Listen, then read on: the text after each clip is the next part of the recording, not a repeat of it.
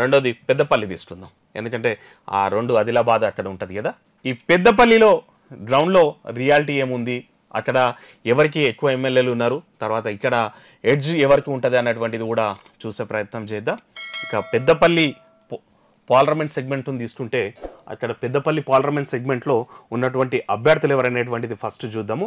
ఇక కొప్పుల ఈశ్వర్ బీఆర్ఎస్ నుంచి ఉన్నారు, వంశీకృష్ణ కాంగ్రెస్ పార్టీ నుంచి ఉన్నారు, గోమా శ్రీనివాస్ వచ్చేసి బీజేపీ ఉన్నారు.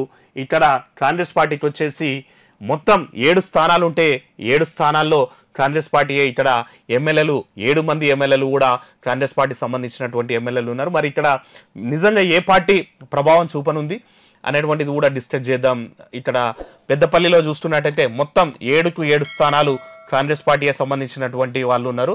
మొత్తం 7 స్థానాలు కూడా ఐఎన్సీ ఉంది. ఇక్కడ ఇంకోటి ఏంటంటే గడ్డం వివేక్, వీళ్ళిద్దరు సోదరులు కూడా వినోద్ వివేక్, వీళ్ళిద్దరు కూడా అదే పార్లమెంట్ సెగ్మెంట్లో ఉన్నారు. వాళ్ళ వివేక్ కొడుకే ఇక్కడ వచ్చేసి గడ్డం వివేక్ వెంకటస్వామి, తర్వాత గడ్డం వినోద్ కుమార్. ఈ రెండు కూడా కాన్స్టిట్యున్సీస్ ఆ క్యాండిడేట్ ఎవరైతే గడ్డం వంశీకృష్ణ ఉన్నాడో ఆ క్యాండిడేట్ సంబంధించినటువంటి వాళ్ళ వివేక్ వచ్చేసి ఫాదరు, వీళ్ళ పెద్దనాన్న చిన్నాన్న ఆ నేపథ్యం ఉంది. ఇక్కడ 7 స్థానాలు కూడా మరి కాంగ్రెస్ పార్టీవే ఉన్నాయి. మరి ఇట్లాంటి పరిస్థితుల్లో ఈ సర్వే సంస్థ ఏం చెప్పింది ఆ పెద్దపల్లి కాన్స్టిట్యున్సీలో అని చూసుకున్నట్టయితే సర్వే సంస్థ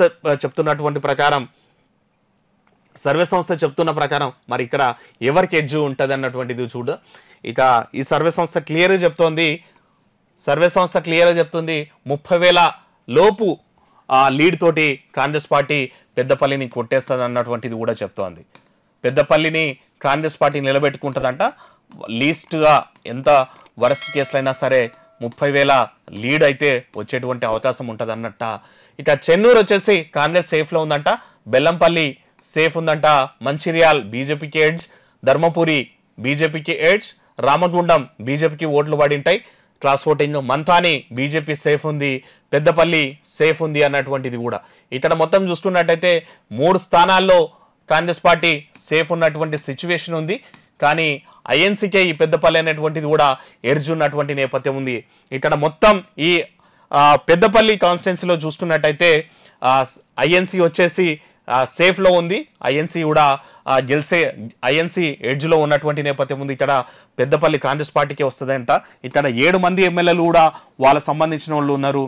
ఆల్మోస్ట్ ఈ పెద్దపల్లి అనేటువంటిది కాంగ్రెస్ పార్టీ స్థానం అని చెప్పేసి పోల్స్ ట్రాకర్ అనే సంస్థ చెప్తుంది.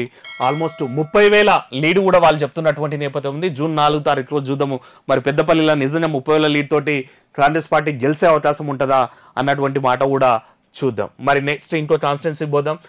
ఇంకో కాన్స్టిట్యున్సీలో ఈ సర్వే సంస్థ ఏం చెప్తుంది అన్నటువంటిది కూడా గ్రౌండ్ రియాలిటీ ఏముండే ఇప్పుడు ఏది గెలుస్తుంది అన్నటువంటి మాట కూడా మనం చూస్తాం.